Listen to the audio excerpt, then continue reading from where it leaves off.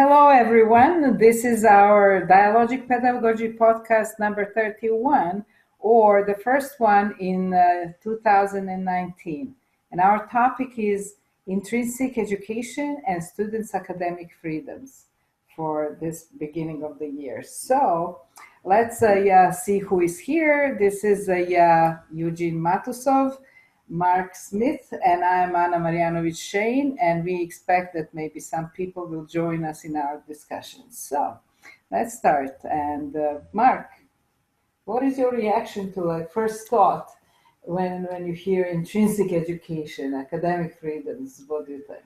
Well, I think about education that tries to promote student activism instead of passivity, and thinking about ways in which to improvise education so that students can think of themselves as agents of their own learning rather than just simply following the rules or following the program, so to speak. That's what comes into my mind when I think about that topic. Students' activism. Yeah. Anything else? Also thinking about how it's counter the norm. It's not something that is familiar. So students' academic freedom doesn't come naturally. It doesn't seem to me. I mean, it seems like it would be obvious, but it would seem to me like it was something you have to a culture that has to be developed. What do you think, Eugene? Well, the thing is that the reason I introduced that notion of intrinsic education is because to articulate something that in opposition to instrumental education. And instrumental education is education that serves some other sphere of the human activity or life, like safety or economy or patriotism or nationalism or qualifications or job. That's, like I said, economy or like mastery of some kind of activity or democratic participation in the society, citizenship, and so on and so forth. So that's kind of opposition. And initially I was using the term ontological, and I found that with time that ontological kind of it's good, it's kind of helpful, but it's focusing on another sphere or another aspects of the education, intrinsic education, and then opposition to instrumentalism. What do you mean? In what way? Which other aspect? Well, the thing is, it could be ontological instrumental. It actually can go together. So ontological is kind of another things that trying to address some other things. Like education can be in response to ontological needs, which is not intrinsic education. Intrinsic education is similar to the kind of like intrinsic motivation, intrinsic something that see something as focusing on the process of self-worth. So you're not doing that for some other reasons. It's kind of final cause using Aristotelian terminology as final cause in that. So if you ask like, why are you doing education? Well, in order to get a job. It means that the course of education is external to the education itself. Where intrinsic education means that the course in education itself. So I'm doing education because I like to do education, or it gives me satisfaction, or it's part of my life. It makes my life meaningful and like fulfill my life, and so on and so forth. So that's type of intrinsic education, what it's about.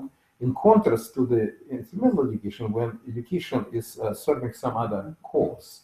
And of course, this opposition of intrinsic versus instrumental, of course, there is possibility when they can kind of somewhat mixed with each other. There are certain aspects that it's intrinsic and certain aspects is instrumental, or it's intrinsic when kind of the outcomes of the education is also important for the person. But that's the idea, to introduce this intrinsic education in opposition, nevertheless, to the instrumental, when the focus is on the like educational outcomes, how they call it, right?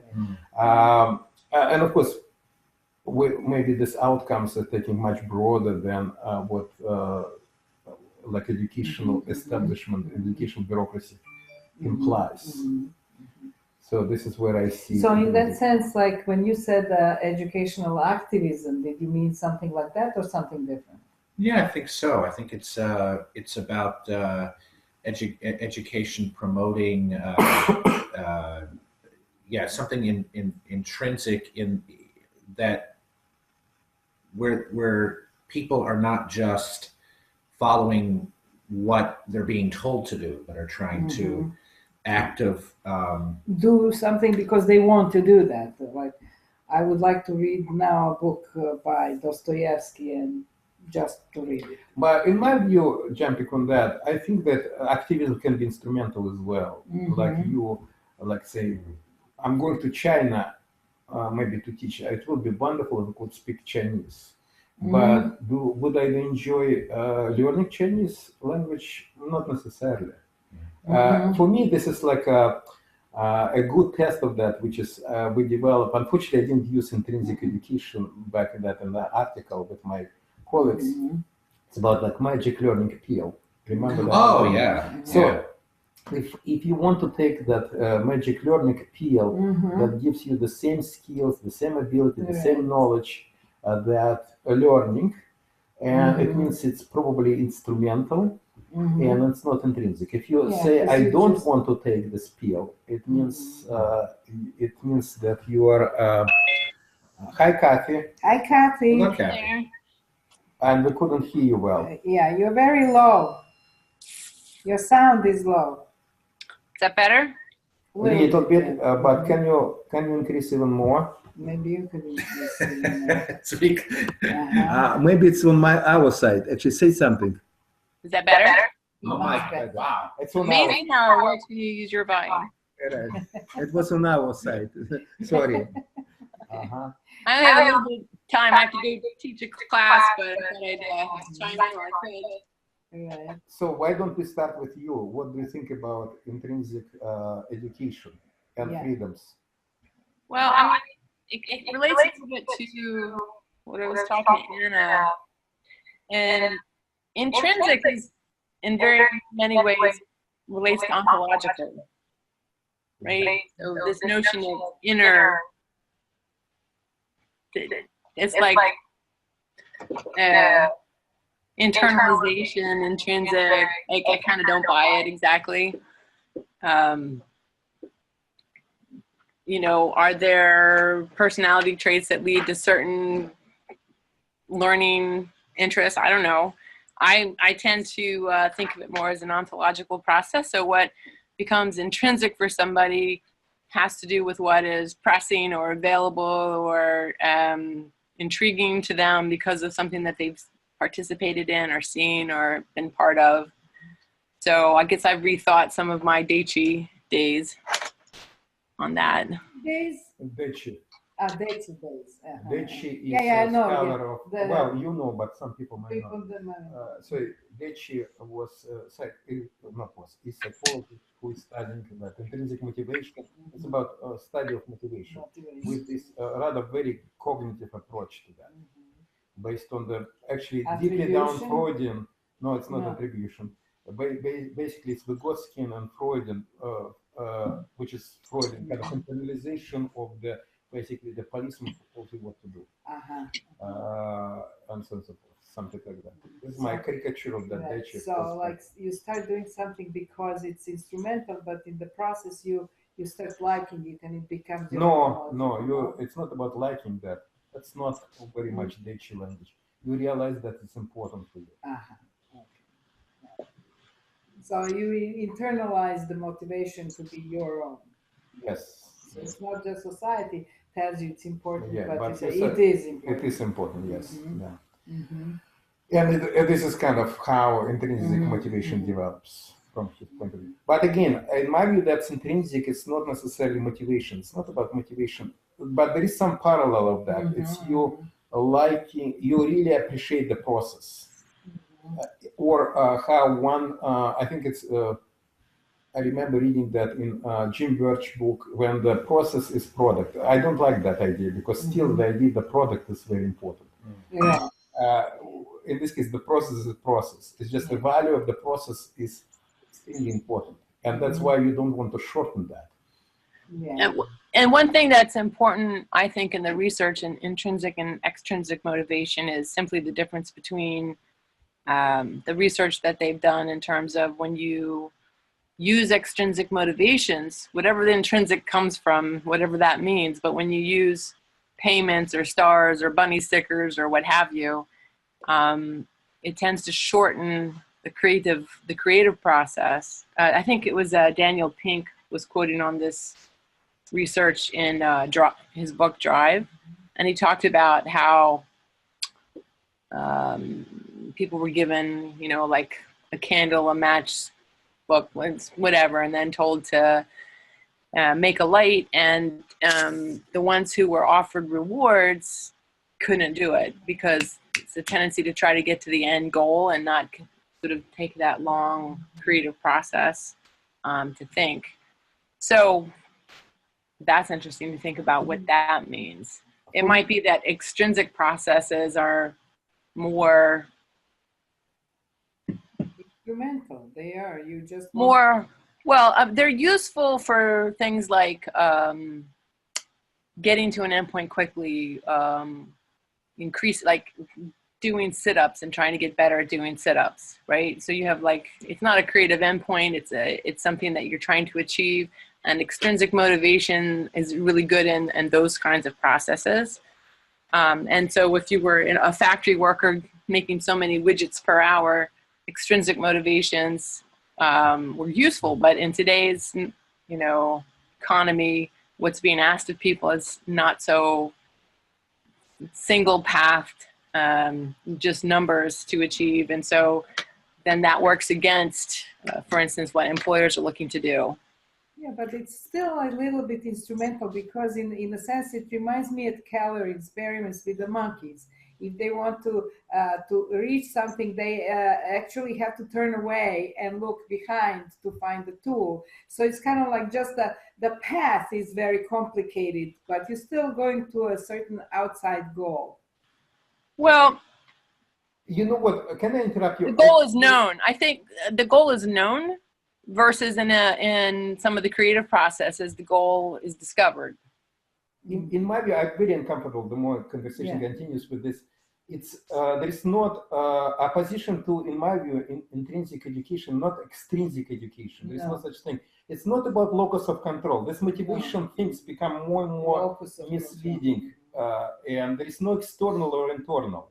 It's about final cause versus instrumentality, and that's much more important than extrinsic, intrinsic. Where is the locus of control? Yeah, you can be extrinsic for yourself. It's not, again, it's not about extrinsic. It's and when it's intrinsic education, it's not important where is the locus of control. It can be a lot of other people, but you value the process. It's when it's a self-value. Intrinsic, in a sense, it's self-value things. It's final cause in education itself. It's not you engage in education because it's the same thing like art is intrinsic. You're not doing that because you want to increase test scores, math test scores, as some people say. That's why art is important. Art is important just because it's very important existential part of the life. It has existential value, and that's what the intrinsic education is. I don't know, because you can give yourself extrinsic motivation for something that you have the locus of control over. Kathy, constantly using motivation. I'm not talking about motivation whatsoever. I'm not using language of motivation. I'm using language of value. You value education. By the way, it means certain things, what we studied in the magic learning field, it's not necessarily pleasure. It can go through the extremely pain. but you value that and you don't want to shorten. Like I have a situation of the student who, my undergraduate student whom I interviewed, and she told me very things about she was riding horses and kind of becoming, I don't know, some kind of it's a sport or whatever. And once she had an accident, her horses tripping, and she fell down and actually broke her spine. So she was paralyzed for almost a year. And during this time, she told me that she was very young. We're talking about 19 years old. Well, from my point of view, she's a very young woman. And she was telling that she was rethinking her life. And although that was extremely painful experience that she went through, she would not shorten that, because by shortening that, she will transform her life completely, or speeding that up. Like I said, well, you will have exactly the same knowledge, the same. But she said, no, it's a life experience that she needed that make her right now. It will be a completely different person. Right. It's nothing to do with the locus of control, but the value of the experiences, educational experiences. And for her, it was educational. It's interesting. I said, like, what's education? She said, I was laying down and rethinking what's important for me, what's not, for what I will do if I recovered, what I will do if I will be paralyzed for the rest of the life. Fortunately, she recovered, and she. I think that that is the biggest value of intrinsic education, that it really becomes the most important cause for living. Like, why am I living? Yeah, this is it. Right. And another person was saying, a young woman, but she was not like old, in her 20s. She's saying about, I forgot exactly what she was talking about, her experience, and she would say, how come I like, if it's me, like shortening this educational experience means shortening my life. I don't want to die. This is my death. In a way, we're talking about death, coming closer to that. Why would I do that? Other people would say this was intense social experience for me with the people. Like, I don't want to cut the relation. That's why it's so misleading. It's talking about nothing, motivation. Not motivation. Motivation is something peripheral to that. Yeah, it helps. It's actually and to some degree it's distorting. Yeah, because you start talking about locus of control, and it's not about. And many things happen outside of your control. Yeah, and you can have like situations where other things are in your way to actually make your experience be able to even happen. Like some of your students and my students who wanted and thought this would be the best class because they had all the freedoms that we will talk about later, but then other things encroached on them because other kind of life of necessities enters into your life, and you have to postpone this and you have to postpone that, but you are constantly trying to kind of put things away and go to that experience of that kind of education that you want. One of the interesting outcome of our research that, Mark, you participated, I don't know, Anna, if I interviewed that back then or not, but I remember, Mark, I interviewed you. Almost all people find, except maybe one in our pool, and we did it in the United States, in Russia, and in Brazil, actually. And except one person, we had all people who select, always find area that they don't want to shorten and areas that they want to shorten. In a way, this intrinsic motivation is really can be called, at least based on that small research, like universal human need, almost, or near universal human need. Intrinsic, yes, which is absolutely not supported and recognized institutionally, or maybe it's against actually institution as idea of that type of education can be institutionalized, but definitely not recognized as in our society as important value, although it's recognized by the people. Yes, I think it's an interesting idea also is when a colleague of mine in Belgrade said that small children have resistance of material, and she meant by that you cannot impose on them a different kind of education, but what they actually want to do because they are too small, like 1 year or 2 year old or something like that. They're not outside imposable. So they resist education that's not intrinsic education. The same thing. It's very interesting. There is that Sergei Sander with Bakhtin scholar, not educationalist, and he was providing feedback on my book that I'm working right now. And I had an example with a little girl who is like between 1 and 2, and basically an example of the parents trained her to recognize countries on the map. And I just discussed how much it's not education, any education. It's not even instrumental. It's just training, which is not even arguably any education. And his reaction was, but you cannot do education with these young children.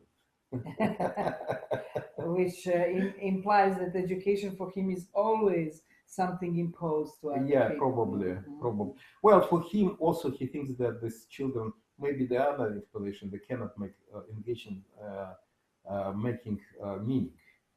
No, she didn't mean that. She who is she? Diana. What's Diana? I'm talking about not Diana. I'm talking about Sander. Oh, okay. Sorry. Misunderstanding. I think another possibility for him is that he probably means that the little children cannot be involved in the meaning making. That's another possibility, but I don't know what exactly he meant by the saying that little children cannot involved in education at all. Right. But it's possible. In your case, it is about imposing, definitely. Yeah, because she is a developmental psychologist. She wouldn't say that little children are not able to be involved in meaning making. She would not, my colleague. So for her, the resistance of material was exactly that. They're not educable in the sense you cannot impose things. Yeah. Interesting. So what's the advantage of the word intrinsic? You talked a little bit about that, but It's a value in itself. There is no, I understand that. Well, it was in opposition to ontological. Right. But I realized that ontological can be instrumental as well. Yeah. Not as addition, so it can be ontological and instrumental. Like ontological itself can be instrumental. Yeah. Let give me example with my need to go to China. I would love to talk with Chinese people, not only in English, but in Chinese. And take a magic pill to learn Chinese. Yeah. So I really care about that. It's not, and I care about content. But I'm not interested, I'm really interested in outcome. I'm not interested in the process of learning. By the way, maybe I'm wrong. Maybe I can start learning Chinese and get very excited about that. There is nothing intrinsic in learning languages as instrumental things. I have actually in our research, I had at least one person I remember who was learning languages, not only, it was in Russia. He's at that time lived in Russia, and he was telling me about how much that learning languages is intrinsic for him. He didn't use that word intrinsic, but he would not shorten that because for him it's getting the important process of getting in the language, in the culture, in another culture, and for him it's extremely. And he even talking about how nostalgic for him it becomes when he becomes more and more proficient. Because that sense of getting into that the process is so important, and he definitely doesn't want to shorten that. At the same time, it doesn't necessarily that he wants to prolong artificially that either. It's part of the life. You don't want neither shorten nor make it slow. It doesn't make any sense either to mess with this. So it's intrinsic value education. Intrinsic value, yes. Maybe is that a better terminology because of the the confusion that.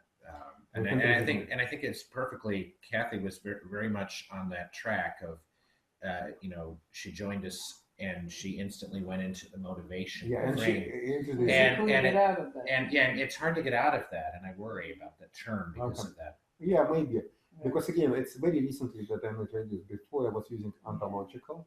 And now I'm shifting to, but intrinsic value education, maybe that's better. I think it's a better. I mean, it still has the problem. It's interesting because that frame of intrinsic and our desire to want to put control on that. Yeah. It's really, whether that control is coming from internal, like I don't know, there's some kind of internal clock in our brain that controls our we education or it's external.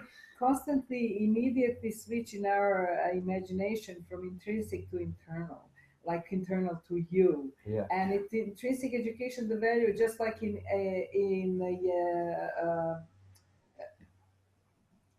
okay, my synapses don't work well. In the internally persuasive discourse, we think it's something to you, but it's really in the activity. It's intrinsic in the activity. And maybe it's not activity, it's experience. All right, experience or event or process, or you get engaged in doing. And the bottom line value, because you valuing that is, you will not say, I'm doing that because of something else. You're doing just because of that. There's nothing else. Yeah. Right. And it leads to a lot of interesting implications for education, because then you start thinking about, okay, if education has an axiological component, so what I need to be doing is thinking about what the value of instruction is for the students. So then you start thinking about, what do they value? What do they, and that leads to a whole set of questions about asking, what is this for? Why are we learning this? Who cares? And how am I related to that? And the value of that. It's, I just was studying this notion of, thinking about that from the point of view of academic honesty. And it's interesting to think about honesty from that point of view of intrinsic education, to what it means to be academically honest, because then you start thinking about what's the value of honesty, and the value of honesty for the institution, the value of honesty for me, the value of honesty for all sorts of, so that you're kind of living in this sea of values, and you have to make a decision for yourself regarding how am I going to respond to these values.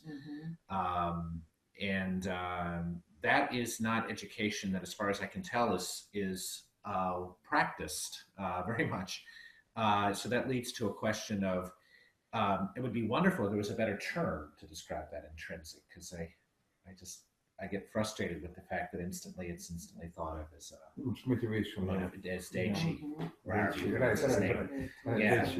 Yeah, which is interesting. That on the other hand, of course, it depends on any term can be like that, because whatever people think about, whatever, like Kathy thinks about this, probably it's important for her, this issue of motivation right now.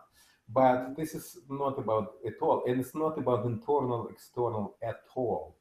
Because it's about system of the value, and which is spread, and it's not about individual. It's nothing to do with which creates a boundary, internal, external. It's not about individual whatsoever. Right. It's not. It's the value as it is. Do you value that as it is, or you value only as a process or experience? Better to say, maybe process is also not the right word. It's experience.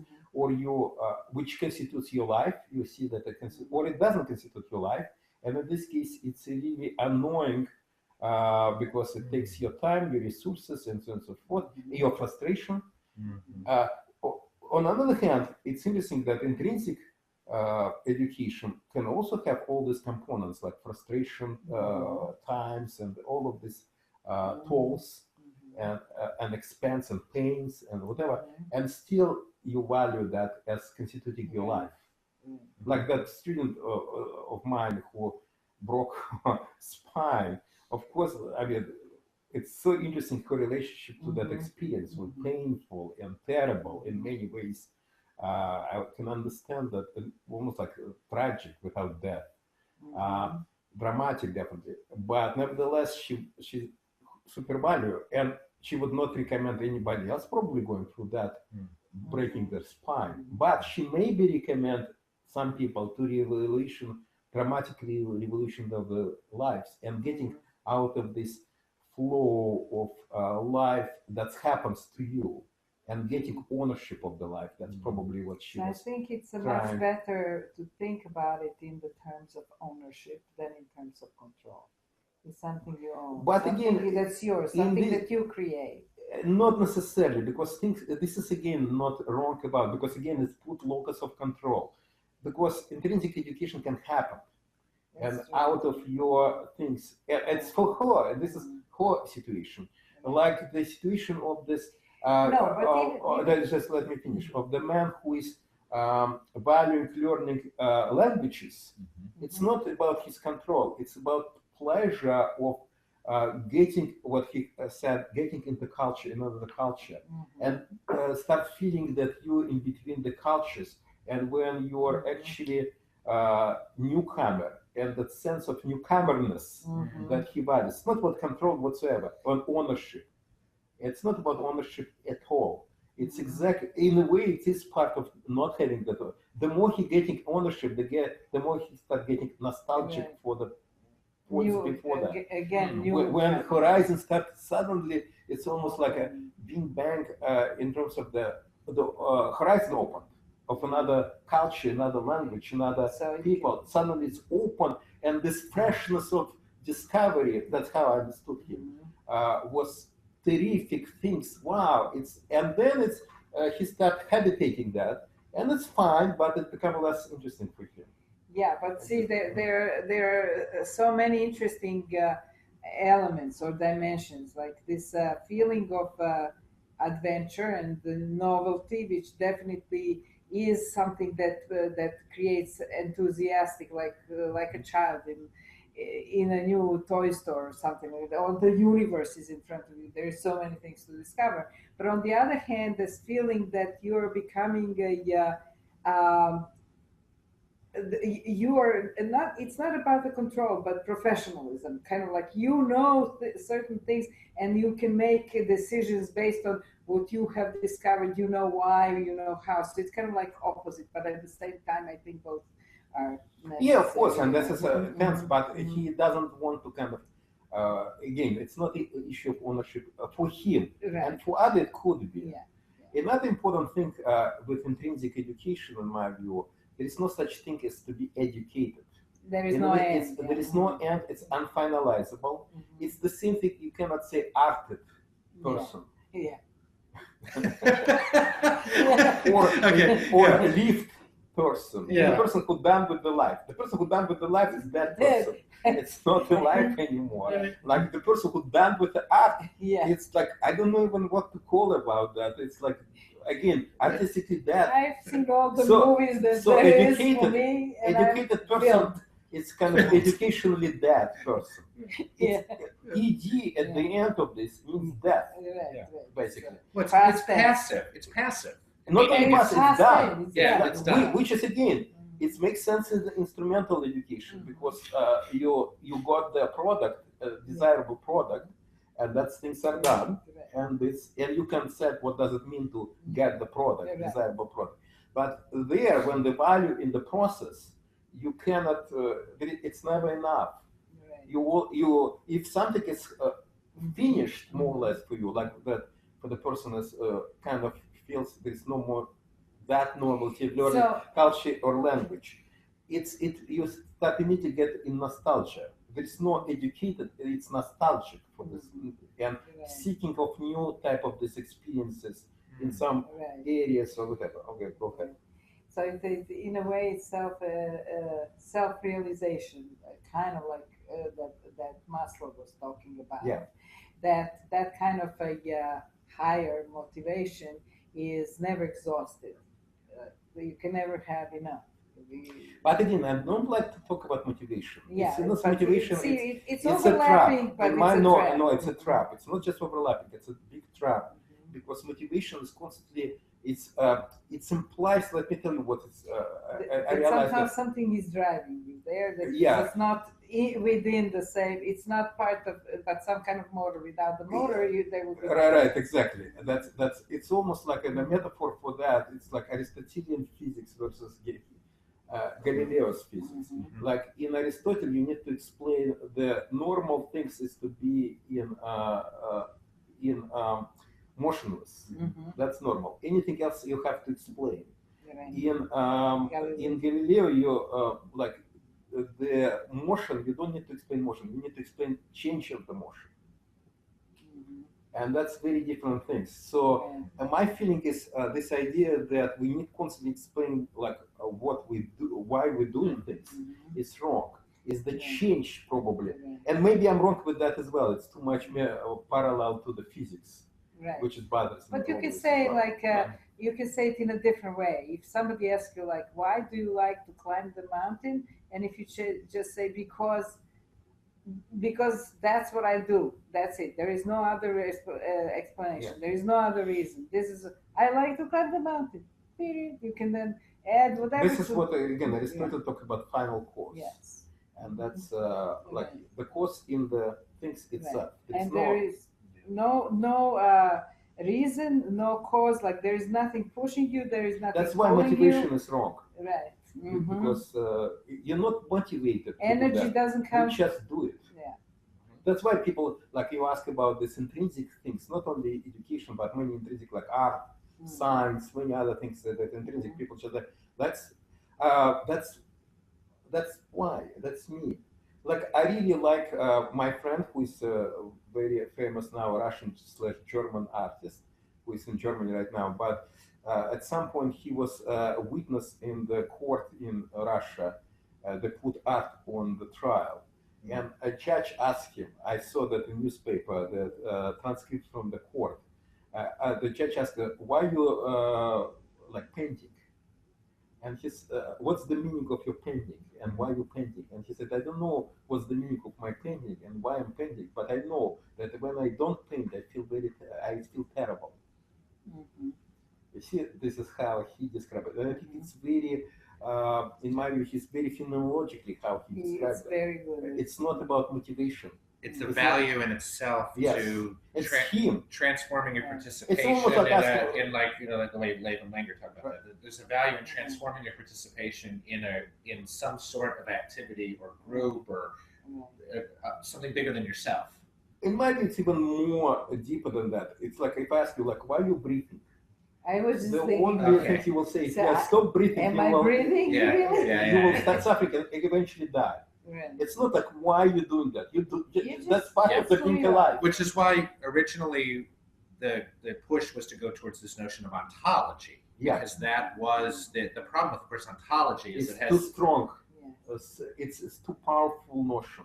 Yeah. It's very important in education, but it's too powerful. It's actually embrace part of the instrumentality as well, which is good, because in a way everything is ontological in a way. Right. The question becomes what's it ontological about? That's why ontological is important term, but it's in my view it's too strong. Right. Yeah, because it can be ontologically important for you to do various things that would lead you to something else. Right. Because you cannot survive otherwise. And the problem in the traditional or conventional schooling, not only is just it's instrumental, but it's non-ontological instrumental, and that's even like worse because and that's where important to develop that idea that it's. And this is why I was struggling, because I was putting in opposition ontology with instrumentality, and I started seeing in many ways how much it's like there is similar type of instrumentality, but outside of schooling. And it feels very less oppressive. Yeah, that's true. It feels less oppressive, and I was like struggling with that. How can I explain that? So in that sense, intrinsic education or intrinsic value of education is similar to. I'm now going on my terrain a little bit to when you ask children why they play, because just that's what they do. That's what I like to do. That's what I want to do. I cannot live without it. Otherwise, life would be dead. And in a way, interesting question become like why we like make observation that adults stop playing. Some adults, some continue playing, but many adults stop playing. That's interesting. Become an interesting question of again of this transition from one to another, which is again Galilean analogy with Galileo physics rather than Aristotelian physics. When you have to explain every move, every any action. It's like normal things is to be dead, basically, and coming out of this deafness or passivity, how you use that term, passivity, you have to explain. Passivity is normal, but activities you have to be explained. rather maybe reverse thing. So- Passivity is actually has to be explained, So or a transformation of the activity has to be explained, but not activity itself. It's intrinsic. Again, back to the activity is basically, intrinsic. intrinsic education is like a breath of God. Gives life to dirt, you know. I don't know about that because it's again moved to the product. Yeah. That metaphor is not good because again you're focusing No, what's no, happened. but exactly. But I'm just But talking about the Aristotelian notion that you have to add something to passivity or that in order to explain. So in I that see, sense, I I'm see. not saying that it is, but through that lens, it seems like that. Mhm. And of course, one of the which is I'm leading to the question of the freedoms in education, academic freedoms. The question becomes if it's so omnipresent, right? If it's so important for people, why is it on periphery of human life right now, and probably almost all the time? Why is it not recognized? And this is why I think it's important to realize like why that instrumentality is so powerful right now. And instrumentality actually, if you ask like why, I asked some of my students who want to be art educators. And you know, in the United States at least, the first thing to go when there is budget crisis in schools, it will be art. So how to develop a good argument for keeping art there? What's interesting, they immediately comes to this, art can increase math test scores. And everything else, like how to incorporate art in the curriculum of other subjects. Which makes other subject better. Yes. That's So, bottom line. to enhance the Yeah. better in terms of and in one sense, it's a very good political move because the language of instrumentality is so powerful. On another way, many students could not articulate non-intrinsic things. And I quickly asked them like to challenge that. I said, raise your hand to the whole class, not only them. If you likes to listen songs or sing or watch movies or doing dancing because you want to increase your math test scores or better on something else. And for some nobody raise that. And I said, and raise your hand if you participate one way or another in arts. Some of my students don't know that they participate in arts because again it's so disvalued. Like they don't know that listening, for example, music like pop music or hip hop or whatever, it's participation in art. For them, just like it's kind of fun. It's like I'm doing that for fun, or I'm dancing. I'm doing for fun, or I'm flirting with. I'm looking. There is some, of course, instrumental aspects of the arts, but the most important, what like really gravitates, is like intrinsic human value that we are part of humanity is to be artistic in the broader sense of that. Right? Not only produce art, but consume art. That would be a very good political argument, let's say, for to increase the movements of children, not just sports, but kind of free movements running around increases math scores. Which some do. Actually, some for the people who are talking about recess and value of recess, that's actually what they use. Yeah, you know, as you were talking about the art, I was thinking about whether or not the thought came to my mind outside of education. For example, if we move into, let's say, art therapy as a modality, would there be more of a and that's a good question. I'm trying to think. Would there be more of a disciplinary sense there of the intrinsic value of art? No, or is it still very instrumental? It's instrumental, yeah, it's still instrumental. Because if you're doing art just for therapy, because it will make you feel less depressed. So you're not doing art because it's something that's you want to do, but it's kind of like I'm painting here, so I'm less depressed, or I'm listening to this particular music, so I feel better, or something like that. And even interesting that health, in many ways, it's sounds like almost intrinsic, but you very often health become non-intrinsic whatsoever. It's become like why like I'm hearing a lot of discourse on NPR about health issues, and very quickly they switch to the productivity. It's good to do because it increases productivity. People lose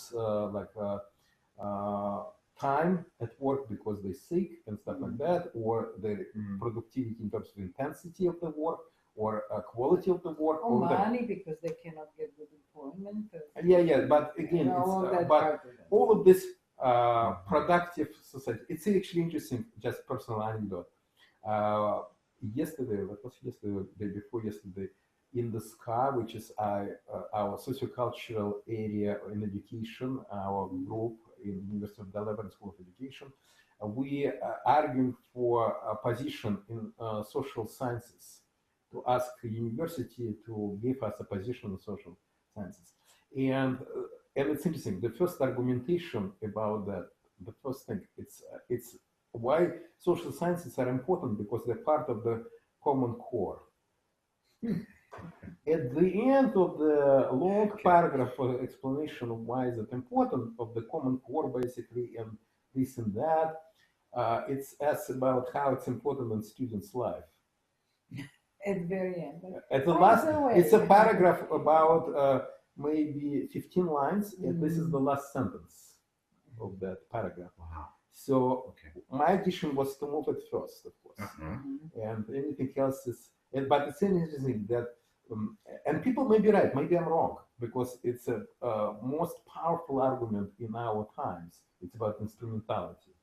It's more politically stronger than any intrinsic value. Yet, when someone really gets into art, whether it's done for therapy, or it's done in school, or it's done as a hobby, they will experience that in itself. They don't. I think, and probably I'm guessing, that those people who see it for instrumental value don't really get, quote unquote, get anything out of it. So it's a paradox, right? Yeah. The more instrumental you are in thinking about what you're doing, the less likely you are to really, quote unquote, get anything out of it.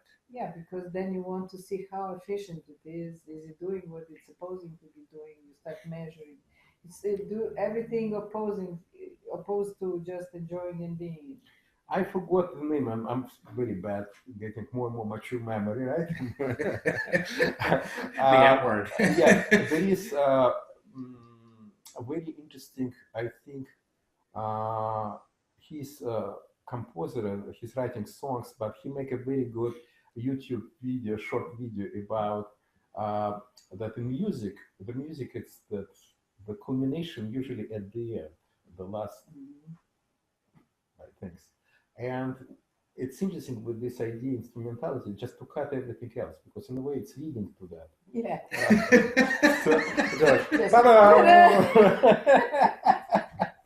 What do you need all of this? Because it's all everything. Or in the even in the books like the pathetic story. So the most important thing. Just go there. Who is the killer, right? Yeah. The killer is this. That's it. You don't even need to describe the murder or what happened and the tragedy. Like, why to waste your time reading when the outcome? That's it. This is who was the murderer. And he said this is interesting because this is how our instrumental culture, civilization, better to say, describe all the values. All the values is outcomes. What to lead them, it's not very important, and we should intensify and shorten that as much as possible, and to get only to the. And it's true that there is things like that, but they're exactly value empty, because everything. We need that for that, this and that for that, and then for that, and then at the end there is death. And so it's kind of empty life. It's like there is a carrot in front of donkey, and the donkey is moving that carrot never reach until you're dead. And this is Hannah Arendt wrote about this emptiness of this instrumentality of work, because this is work culture, where we produce something to something else, which is for something else, for something else, for something else, and it's very powerful. We can assemble all this immobiles together, like Latour was talking about. It's very powerful. We can expand, we can concur with other cultures that not like that. That's much more valuing intrinsic kind of things. That's true, but at the end of that, we kind of existential void because we live all our life for something that in itself doesn't have any value because everything has to be for the So future. you're never for this. really in the moment, really fully grasping the moment. Because we don't value that moment because again, whole focus on outcomes, on the products. And because of that, because we can contaminate our life and not even contaminate, but subordinate our life to instrumentality, it's very, in a way, difficult to do involved in intrinsic education. Because as soon as possibility opens, you start moving these resources for to address some needs or survive. Something that's so-called more important, although that's on the long Or run more necessary. or more necessary, because survival, of course, how can you think about anything else if your life or existence or well-being under stress? And our education right now organized in a way to create these new stresses. Yeah. Even when, like the childhood, if you think about that, and if you think about modern childhood, like I don't know how to say, school life, in a way, it's taking out of the children, I'm talking about K-12 specifically, but out of work, out of necessity. All other necessities satisfied by the parents mostly, or by society, but mostly parents. So they would ostensibly have all this time to just for themselves. Well, it's not for themselves, but at least outside of necessities. But the school organized the whole process because it's focusing on instrumental and non-ontological, actually, education. It creates new necessities through the what I call assignment chronotype. Everything is assigned in school. It's the life is assigned, and you constantly in the form of the pleasing somebody else. That's why that external stuff, but it comes up to that. But it's external. That somebody else. It's not interested in that as well. Like in a way, students need to please teacher. That the teacher doesn't need anything from the students. No, like who wants their papers? Right, the waste what Like American calls the wastebasket economy. You know, Exactly. you just the paper is done and just throw it away. You know, Right. Not only that. I love his metaphor in the book. He says, if you want to know what happens in the school, don't ask the teacher. Just ask the person picking up the trash, because he's the janitor knows more about what's going on in the school than the teacher does. Right. Because he actually sees the work. But no, I'm just teacher spends a lot of time on forcing students to produce papers. When they produce paper, the teacher look at it and say, "Oh my God, now I need to grade them." Exactly. I have to read all that. Yeah, let's get a rubric, and I'll just look at every other line. Or I wish the computer put in the computer and the computer will grade. That will be great. It's fast. It bubbles. But bubbles, yes. Or somehow like intensify that kind of thing. And absolutely not interesting. And we pretend that students don't know that that's going on. Right. And we pretend, unfortunately, that, and then that goes back to the issue I was raising earlier about honesty. Who's honest here? I mean, is this whole practice just dishonest in asking a student to, for example, oh my gosh, I just got yet another essay about, I don't know, Spinoza, and it's the same topic that 25 other people have written about, and I have to write it again, and it's obvious that this is what it is, right? The part of the basket economy that Alexander Sidorkin very nicely described, but part of the aspect he didn't describe, which is very important, but he didn't mention about that.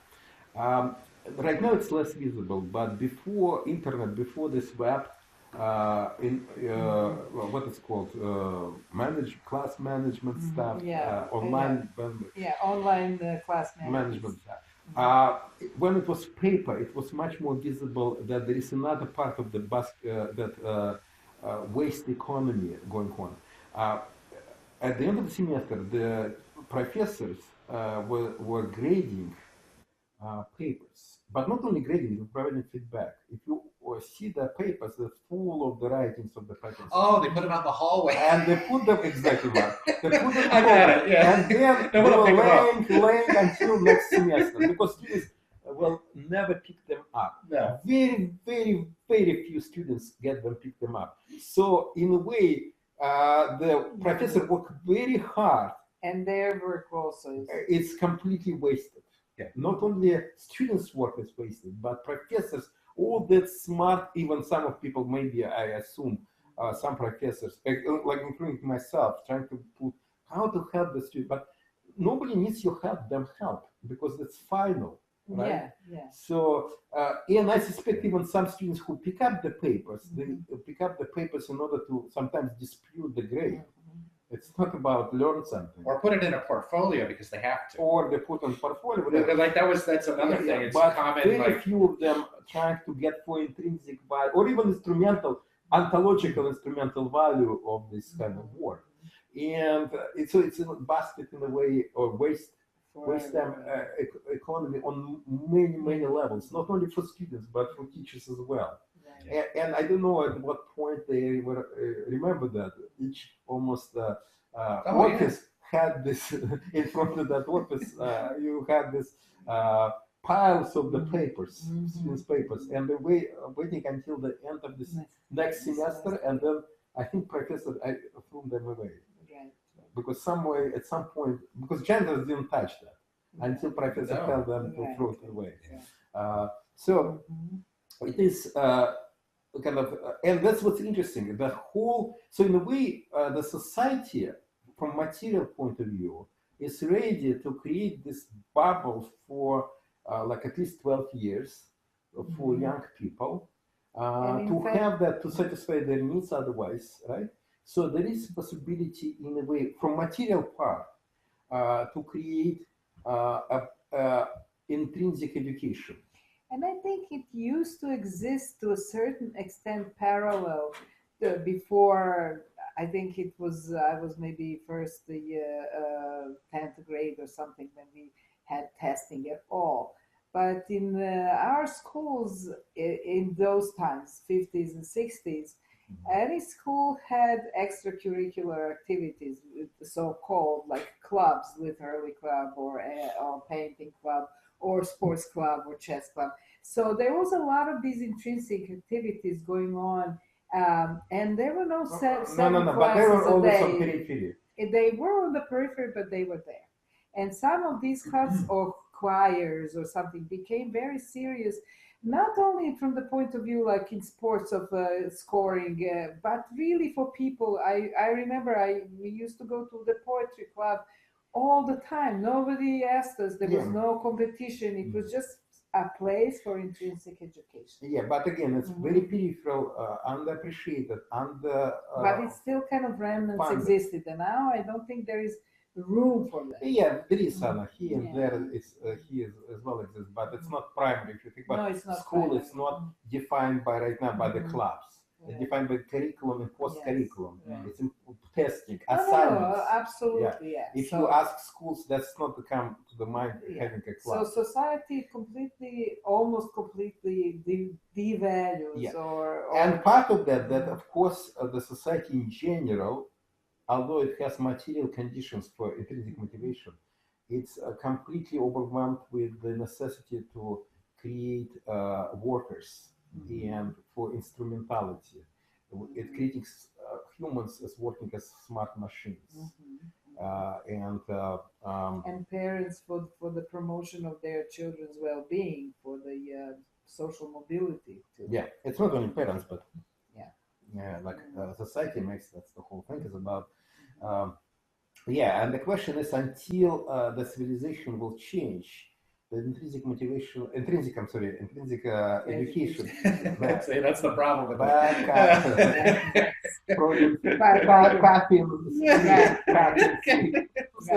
But we wrote a paper about this. Maybe when is that book coming? The paper about intrinsic education and students' academic freedoms or discontents we wrote for a chapter of a book. And we talked about what would be the conditions for really such kind of education in terms of what academic freedoms students would need for that. And maybe this idea of club is maybe kind of a good organizational form for intrinsic education, which recognize and appreciates and values certain freedoms, like freedom of non-participation, which is schools will not allow, right? Freedom to define your own curriculum, instruction, people who will be with you, who's your teacher, and under what conditions.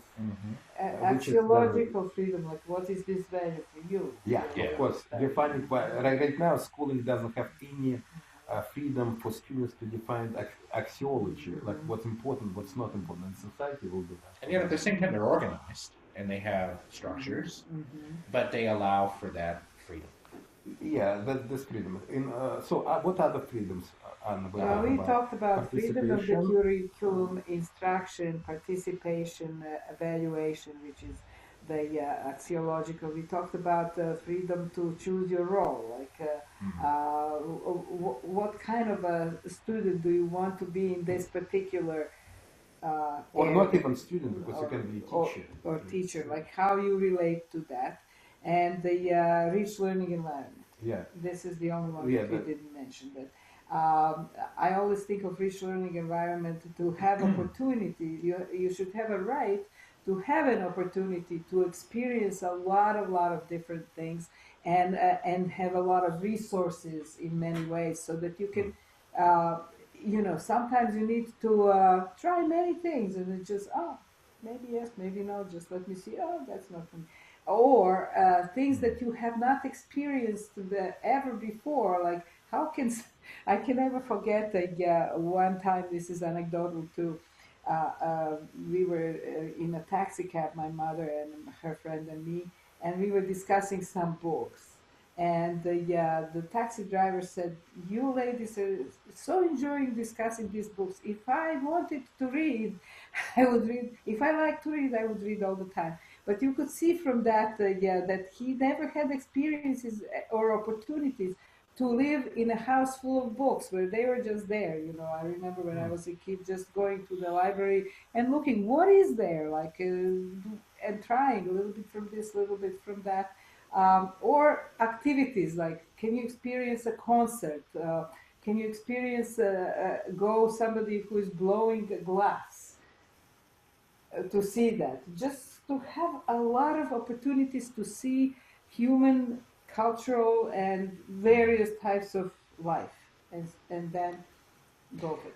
I was wondering about, as you're talking about this, and instantly my mind's going to design of learning environments, and I'm thinking about the open education movement of the 1970s. What's the difference between, like, intrinsic education and what the principles of that were? Well, first of all, we start talking about organizational, right now, freedoms right now, right? And that's maybe not enough or whatever. By the way, before, this is a very good question, Maggie. But before that, one important freedom is freedom from assignments, except self-assignments. Because this is, or freedom from necessities. And you need to have this designated time in life when there is no too much pressure. By the way, certain things difficult to get out, like, for example, pressure from your health sometimes. But on the other hand, there is pressure from the being hungry or anxieties about what will happen tomorrow. That's very important. But back to your question about open education. I was actually, maybe I should not talk about that, but like from, on the other hand, why not? Gene, Gene Ritmudel, and he wrote a new book about democratic education, when he very nicely, in my view, discuss a difference between open education or free education, they sometimes call that, free schooling, open schooling, open school, and democratic education. And I think, and his description, in my view, very interesting, promising, brilliant, whatever. Maybe limited in some ways, or maybe not. I don't know about that. So he described that in the following way: that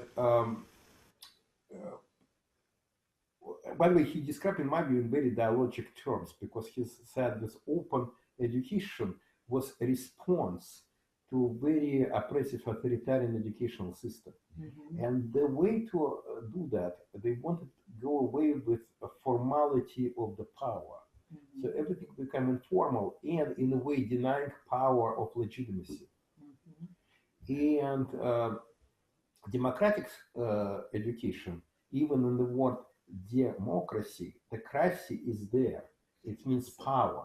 It is recognition of power. It's the way how to organize the power, to democratize, to make the power visible, much more visible than even formal education, in this authoritarian education, much more visible, even more formal, but in control of the students and all other, and the teachers together.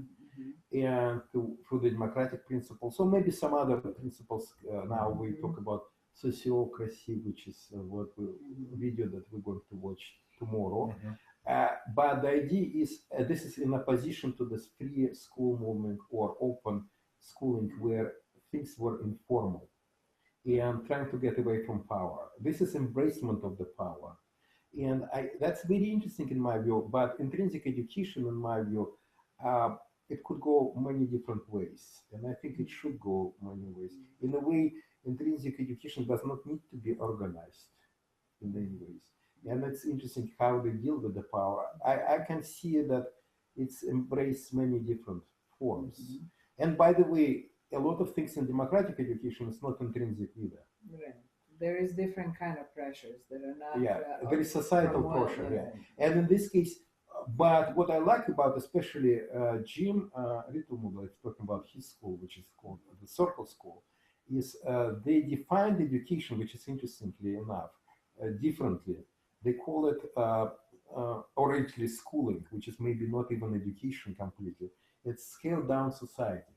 So in a way, they embrace the pressures of the society as well. So they don't try to, of modern society, they don't try. At the same time, in my view, he doesn't fully appreciate the fact that his type of schooling, democratic school, do not fit our society. He thinks it fits even better, and he's wrong about that. It doesn't fit to the modern society with its instrumentality, and because instrumentality requires this authoritarianism.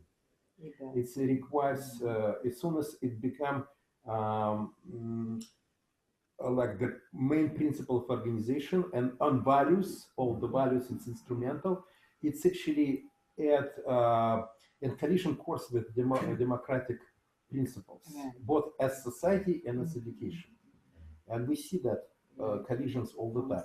And if you think about what, from point of view, it's interesting.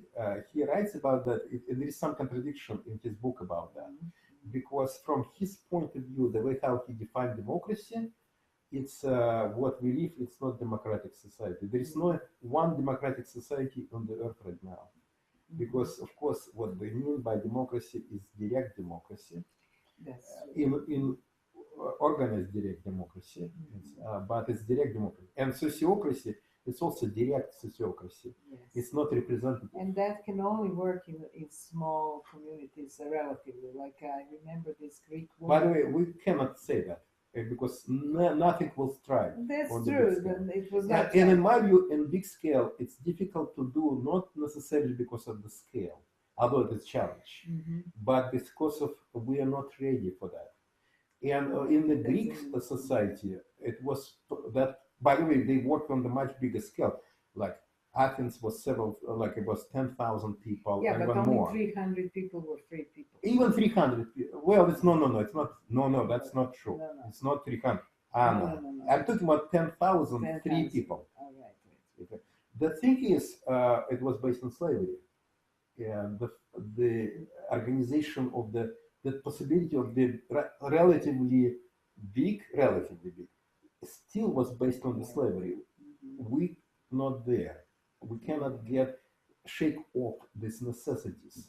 By the way, the definition of free person from at least Aristotelian point of view is person from being free from the necessities. So from his point of view, peasants, Greek peasants, were not free people because they under yoke of the labor. Yes. Very heavily. Think about really being a peasant every time, but without any mechanization. But even artists, from his point of view, were not free people because, of course, they were living on their art. Yeah, you have to live from the art. Yeah, those of them who lived on that was not free. If you're not living on your art, that you can become a free person. Right. So it's interesting for him. Free is not opposition to slave. Of course, the slave was probably the most dramatic degree of being non-free. But there are other people who are not free from Aristotelian point of view. Free from necessities. Yeah, like for example, definitely Aristotle would not see sophists as free people. They see Socrates as a free person, philosopher, but not sophists, because sophists were teachers who were hired by the aristocracy to teach their youth. By the way, if you see how Socrates was materially supported, it's interesting. I was reading about that. He was supported by just free donations. It was not considered to be work. It's just people, small community who appreciated his work, what he was doing, just giving him, rich people, of course, giving, but it was not considered to be payment for his work, unlike sophists. Sophists was, so it was appreciation by and that was the idea to spreading this. If community appreciates, it was giving that, but it's not a pay, it's unconditional. Right. I think there is, but that's a completely different topic for another podcast and for us to think about. The transition from not being free, in the sense free from necessities, to being free is not a instantaneous and easy thing whatsoever. It requires a lot of things, like thinking about change of values, change of motivation, change of your human relationships. All of that does not happen overnight at all. And I think we have no idea really how it could happen. We have a little bit of idea in the way that we started organizing our courses with a lot of more freedom for our students. And that's such a change that sometimes becomes very dramatic for many students. And maybe some of them need more than one semester to even. Well, I think for me it's more not so much even our experiences, because it's so limited in time, difficult to figure out what's going on. But exactly, democratic schooling gives, or some type of homeschooling gives very interesting. Describe that phenomena when the kids, the students, kids in this case, coming from the school, traditional schooling experience, and they need so-called detoxify. And the advice that was given, I don't know, sounds like independently by Neil and who is founder of the Summerhill. And I forgot this woman who writes about, her last name started with double L. Llewellyn. Llewellyn, yes.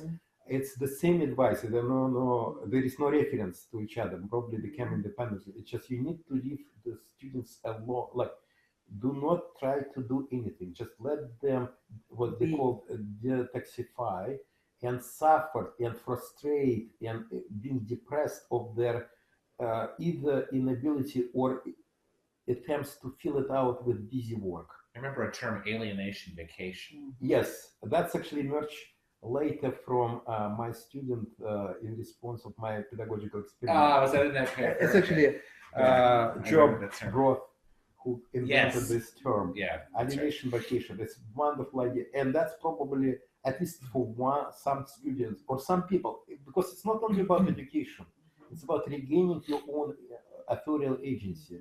Because in our life, in our instrumental society, schooling or not schooling, it's constantly assignment based.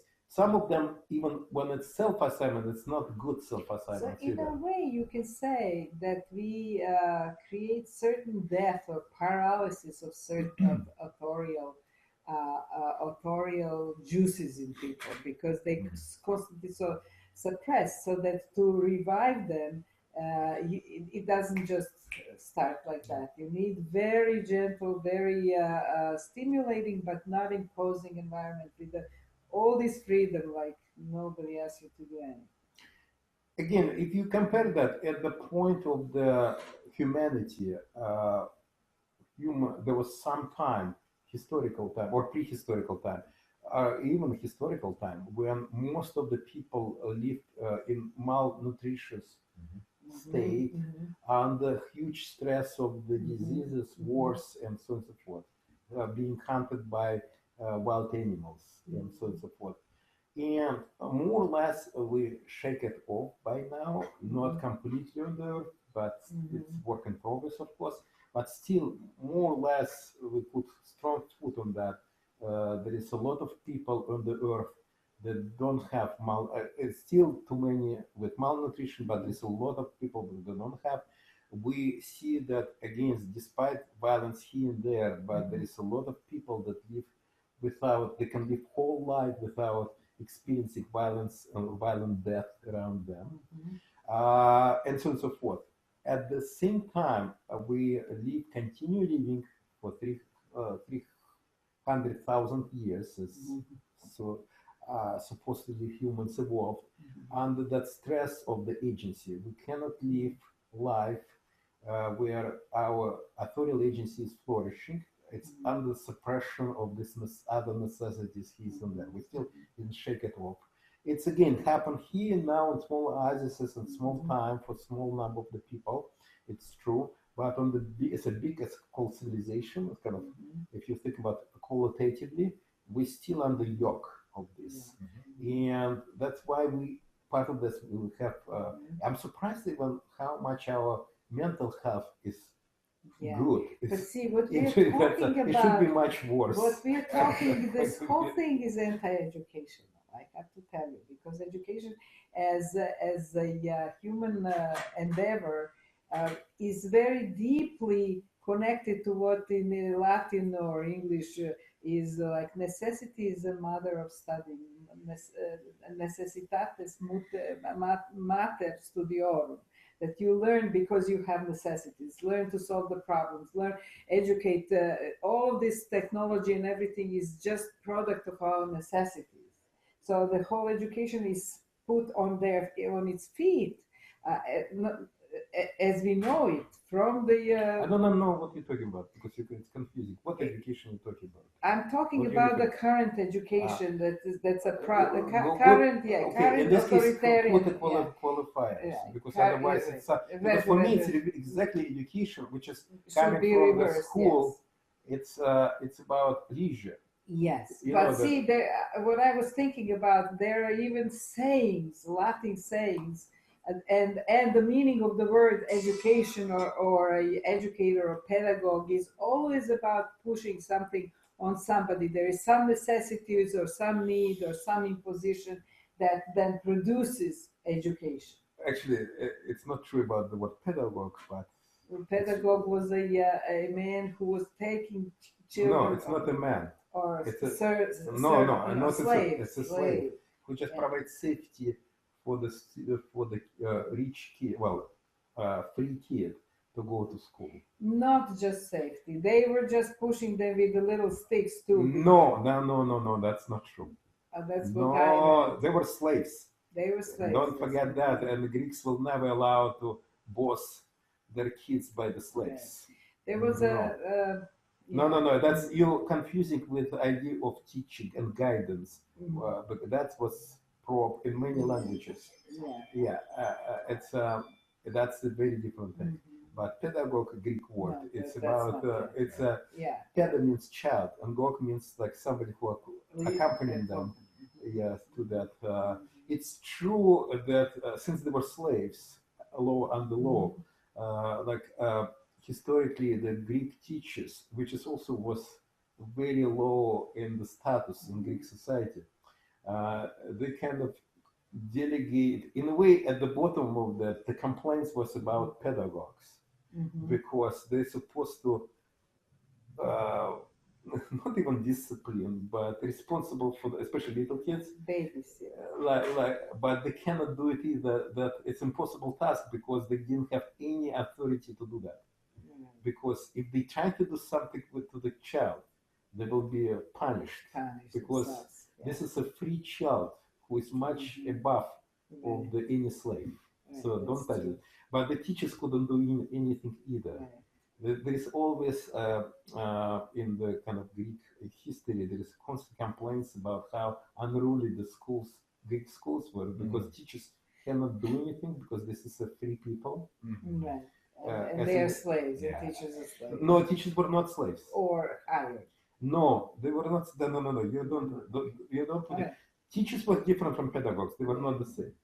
Pedagogues were accomplished, and they were sitting in the classroom as well. And when these unruly things happen, the teachers expect slaves to do something like that. About that. So they punish slaves in a way. But the slaves couldn't do that. It's kind of catch-22. And the parents punish the slaves as well. For slaves. But if they try to do that, they will punish even more. For messing up Maybe with we the should people. never actually talk about pedagogy, really. Only about education. But in another way, the pedagogues at the same time were trying to be in good foot with the kids. Because in a way, they were spending all the time with the kids. So in a way, they were, that pedagogy is not necessarily a bad thing. Because of this kind of, but it's completely take over this kind of thing from historical point of view, and the teachers in traditional Greek schools were not good either. There was constant complaints on the teachers. Well, we are not ready, as you say. We still heavily live in necessities, or the fear that we will be any moment. We can, let's say, if you any moment are without electricity or anything, you'll suddenly have to start calculating without a calculator in your head. And so better know how to do that and not leave it to the machines or to technology or to other people or something like that. That's actually, that's an argument. I don't know how it's real in a sense. Exactly. I was just thinking that in that situation. Why would I be calculating in that situation? Well, I'm just using it metaphorically. No. Kind of like you have to No, it's not metaphorically. You're talking about ideology. Yeah. Because if you ask about ideology, why to teach kids without calculation, the first thing will come, oh, I saw a salesperson who enter things like almost like 2 + 2, and they enter on the machine and it says 4. They cannot do even that. And why they supposed to even, if you think about that, why people should tax their mind about 2 + 2, right? If the whole thing is about this is not human job. No, but because of the it's not because it's ideology. Ideology. And what in my view, why is it powerful? It's because it's articulation of instrumentalism. It's not about its content. Because in another place, people are extremely comfortable. Like nobody has that, or not nobody. Very few have people that anxiety driving a car and constantly thinking, what might happen if the wheel suddenly well, that's my father who taught me how to change the wheel. No, it's not changing the wheel, Anna. You're not listening to me. What would happen, which is in some cases can happen. You're driving a car, and the wheel suddenly, one of the wheel just get disattached. What will happen? You will be in an accident. So, and you're not trying to do some kind of preventive measures just in case, or prepare yourself to that things. If you start doing that, people say, you know what, you have anxiety problems. And you need to put you on medication. Rather than how we need to develop strategies of coping that. That's why I suspect that whole thing about this is ideology to powerfully invoke this instrumentalism. So the question is, what is the real reasons, not ideological, real reason why they insist of teaching kids' handwriting or calculations by paper or by head. And so on and so forth. There is some other reasons. I don't believe that it's about like the last thing I was thinking. Well, when I was writing by hand last time, why the hell we need to spend a lot of time and huge a lot of efforts for the kids to form letters? I heard the other day an argument for that. The best argument that I heard for bringing back cursive I'm not convinced, obviously, but it was just motor control. That's the latest argument I heard. That this is teaching kids how to use their muscles, as if, like, for example, they couldn't do a similar thing by molding clay. Right? I mean, it's an arbitrary thing. Absolutely. Like, thank God they brought back cursive because it's for motor control. There was one of such explanations is that hand control is also control of your mind. That kind of instrumentally helps you think better. In my view, this is BS. And it's ideological cover up of something. And the question is, what exactly it covers up? There is possibility that it covers up the whole instrument, there is anxiety when the whole thing is about assignments. It doesn't matter what it's about. And it's about the production, right? Rather than we were talking about earlier, it's about the production of the fact that, like, at the end of the year, I can see that a child knows how to write a check out. And whether or not they need, it doesn't matter why they need that. It matters that they did that itself. Yeah, it's kind of runaway machinery. And the question is, I suspect even deeply down, the less it's utilitarian, the less it's ontological, the better. Yeah. The less it's useful, somehow the better. I can still remember those pages and pages with thin up and strong. But again, Anna, we don't fight with it. That was necessary at least that time. Right now, it stopped being necessary. Even then, it was not necessary. It was not necessary to do like that, but it's nevertheless in bigger scheme. It was you had to at least use your hand because there was there was some purpose. Right. And again, utilitarian purpose, which was ontological purpose, people care about. Right now, it's stopped being that, and there is still insistence. And many school districts reinitiate this, that you have to do that. Like recently, I was talking about there is some school district that now demand teaching cursive to the kids. Yeah, that's exactly. I probably heard the same story. And I mean, there's also the push to learn calculation because it helps with standardized testing, which becomes a circular argument. And of course, then you wonder, like, okay, there are also, you do hear about kids that leave from schools where they don't take standardized testing. They somehow manage to make it and become successful. Yeah, another issue that could be interesting, again, I don't know when we should stop, but another issue was interesting to discuss is the relationship between instrumental education and intrinsic education, because the issue in my view, it's not about purification of education from instrumentality. That's not the point. Instrumentality in many ways unavoidable. The question is, what should be priority? In my view, priority should be on intrinsic education, but on the other hand, we are not there yet. On another hand, there are so many hands. They're from many parts of your body. I always feel about, in certain ways, and probably it will be always like that, but that's metaphor to some degree very helpful. Like imagine when the people lived when slavery was omnipresent, right, and required and necessary, like it was spread through the whole societies, the whole humanity at a certain level, of the development of civilization, and civilization that were not in contact with each other at all, developed this institute of slavery. And think about that the people were discussing like that slavery, and people were criticizing slavery and saying that it's inhumane. At the same time, it's necessity. You cannot live without at the level of civilization without slavery at that time. And nevertheless, it's so important to understand that it is aberration. Slavery is aberration. The same thing, this totality of instrumentality of now society may be necessary right now, but it's aberration and distortion of humanity. Yes, it may be necessary. Yes, right now we cannot live without that. Again, at the level of the being total, and that defines all values right now, and all organization, all the practices in our societies. But it's aberration, it's distortion of humanity, creates abnormality, or dysfunctionalities, creating mental health problems, and it's doesn't help people fulfill their lives.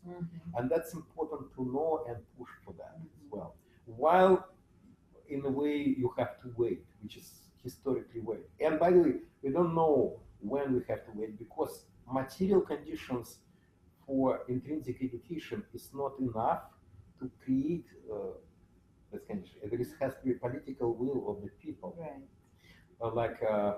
Even if we reach situation, a qualitative new situation of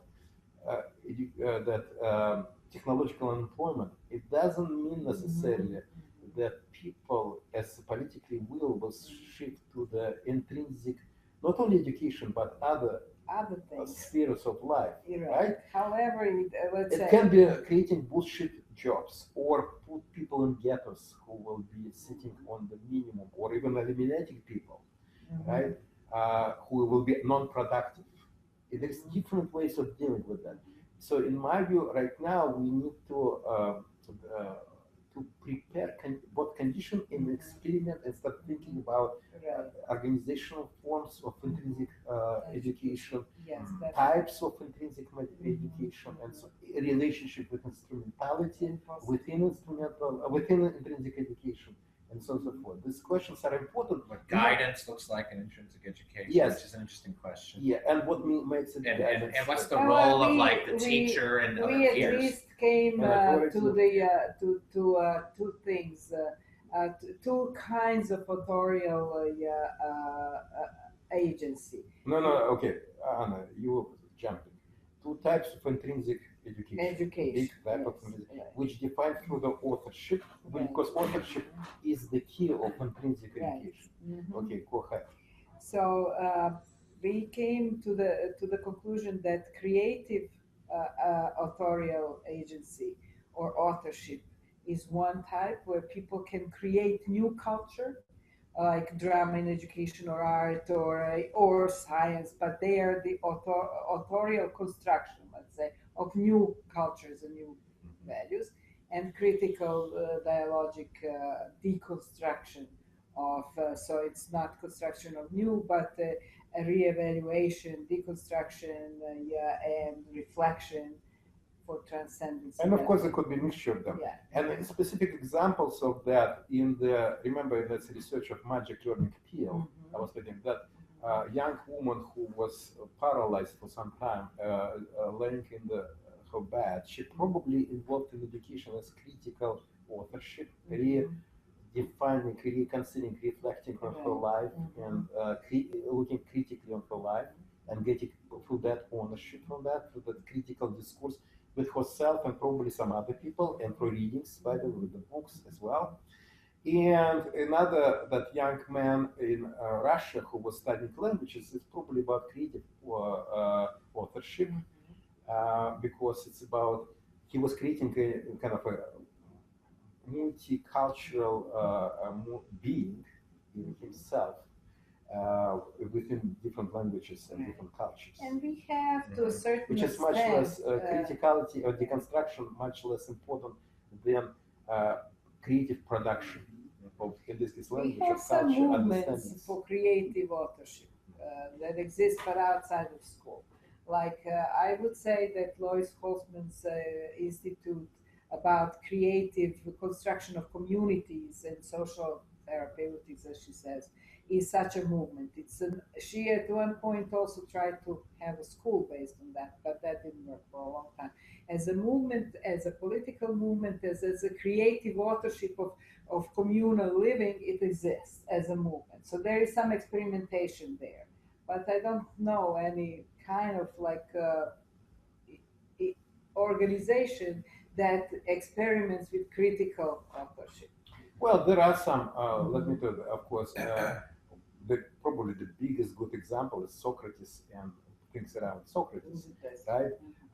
There is, remember this guy who was coming talking about, I forgot his name, Philip. Christopher Phillips, about this Socrates Cafe.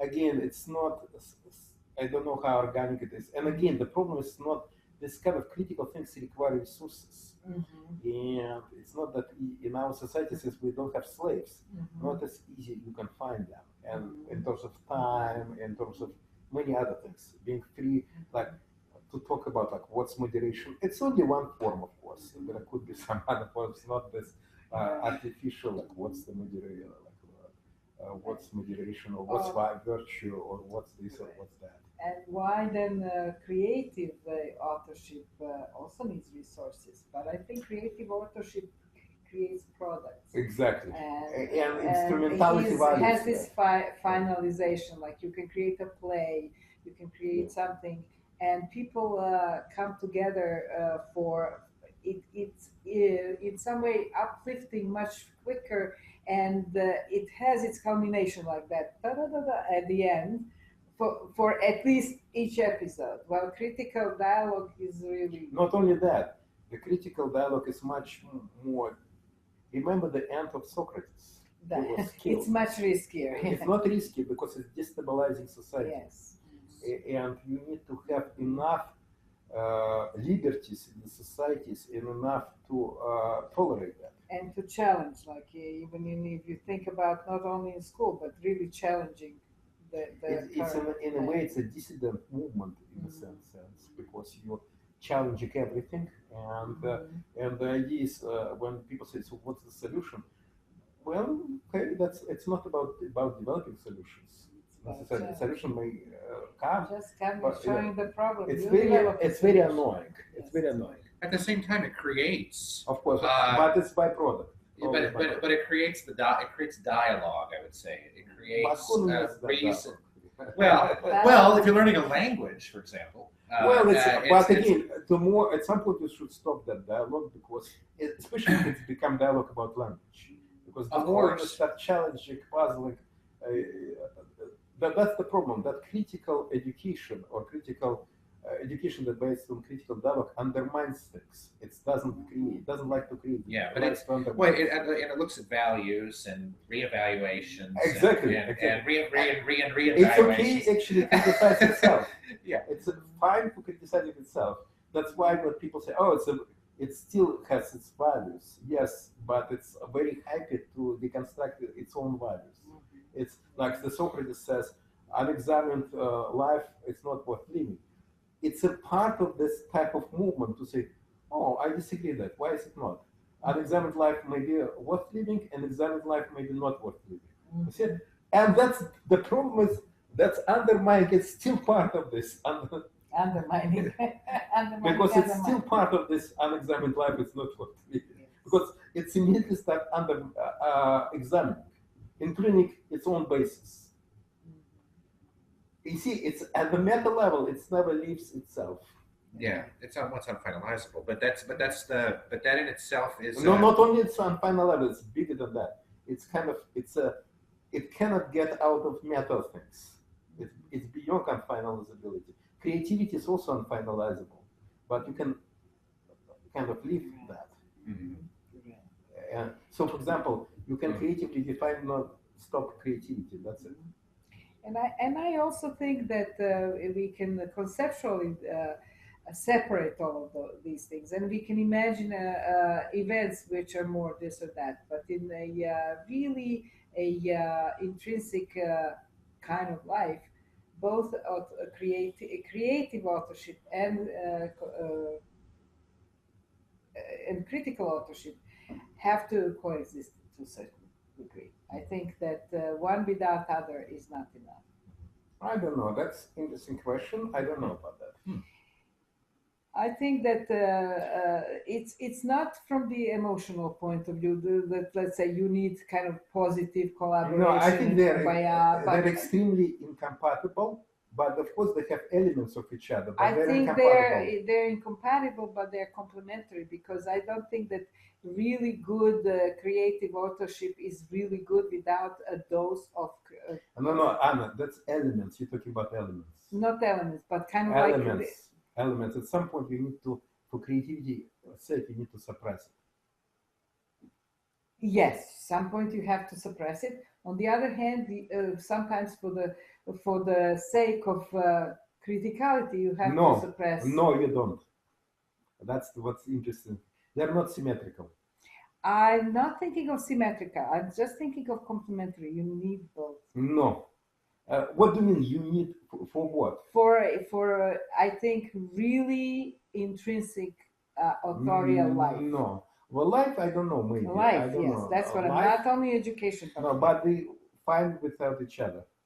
Because without in life constructing something, you also feel very. And again, you're confusing things because you're saying it's elements. Elements you can do anything. No, I think it's they're incompatible. And they are that's the point. incompatible. They're But it's incompatible. like night and day, but they cannot exist without each other. No, that's not like So that. it's not They're elements, no. and it's. You're it's trying to say that no, complementarity. they're not in complementarity. They're not in dialectics with each other. I think That's why they have their own spheres. They have their sovereignty, and that's why they have their own sovereignty, and they can be fine. That's why you can live with one and not with another realm. You might. I'm not quite sure, but yeah, I'm really not quite sure, because I think that in every kind of life of Socrates was he was actually, again, we don't know much. We know from Right. Plato, but he was very much against creativity, and he was living life. I mean, he was killed, of course, but he was living life fine. And another person can be extremely artistic, not necessarily needed to be involved in. Well, I'm not thinking of creativity only in terms of what you materially produce, Anna, because even you talk about aspects of activities. As you know, anything is instrumentality has creativity. You don't understand from what I'm point of view. No, I think I understand. I just disagree with you. Okay, we disagree. Because they have their own life, each of them, and they don't need each other. They really don't need each other. I'm not so sure. Okay. Because I think just like they don't need instrumentality either. At the same time, they have aspects of instrumentality. without critical analysis and critical reflection, you cannot make good. You cannot do good science or good art. And the other That's way, very questionable what you just said. maybe, but I don't think that without that kind of reflection about what is it and what is it for, and By the way, reflection is not critical necessarily. no, but it should. No, it not should be. No, critical reflection brings another dimension where you can then transcend. Without That's that, true, but some people don't need that. The whole life be very creative and very stifled in one thing and nothing. That's true. That's true. But you again, this is your person. You personally value both of them. I can see that. Okay, yes. And but I'm just saying that some people might not need to value that, and they will be fine as well. Okay. In a way, I can see is how to say this.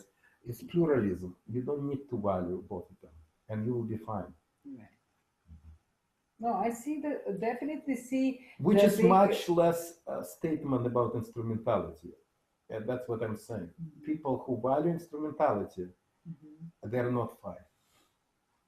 That's true. That's true. But I'm not talking about instrumentality whatsoever. No, I'm just. I know that you're not talking. I'm talking about that because for me, I'm just trying to put just oppose them, and you can still live fully in creative without necessity to value and engage in this critical, really unleash critical dialogue. You can have elements of that. That's fine, but you don't want to unleash that because it will destroy your critical work very quickly because you are in the constant puzzlement.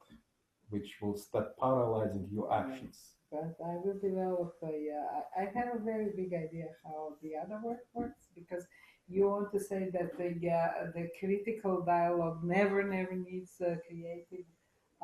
I didn't say that.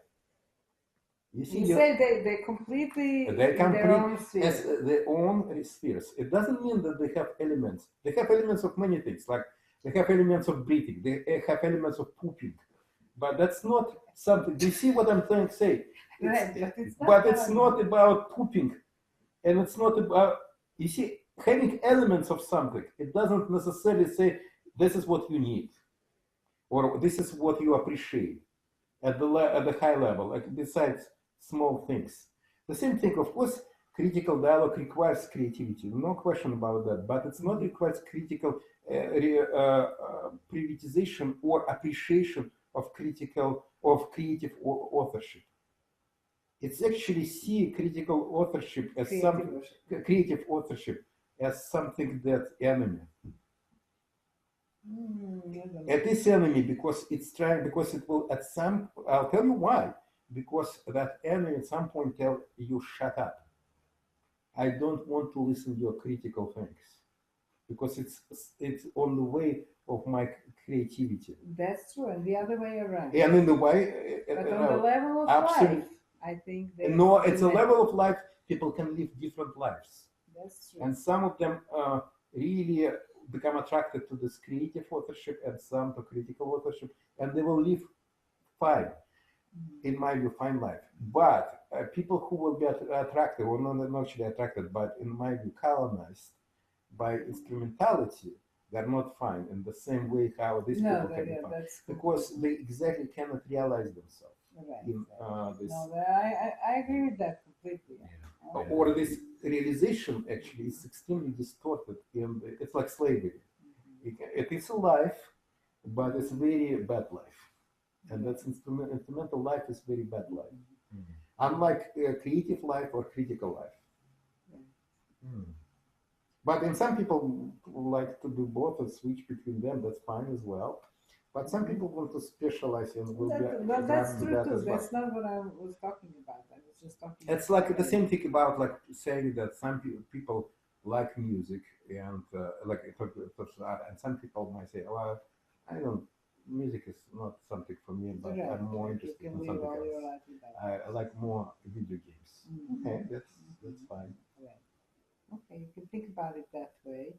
But yeah, I have a little bit different thinking. But that's a very complicated. It's not part of our talk today. So erase. Critically erase them. Or creatively. Instrumentally better. I think instrumental is better. Much more, much deeper will be. Instrumental erasing. Okay, I think we did enough. Oh yeah, I think we have spent almost 2 hours. Is that, yes, thank you 1 for hour joining 47 minutes. And yeah, thank you very much if you are watching this at your own leisure and came to this very end. It will be the whole culmination. It will be like, ta-da! Or you were creating something while you were watching this, maybe. Or maybe you should just don't watch everything in between. Just come to the conclusion. When we say goodbye. Yeah, that's it. Outcome of our meeting is to say goodbye, thank you. Goodbye, thank you. You did it. Yeah. Whatever it was. Okay, I'm stopping our. And by the way, I apologize on behalf of my computer for flickering. It's new computer. I don't know what's going on there. Probably there is some problem with hardware. Okay.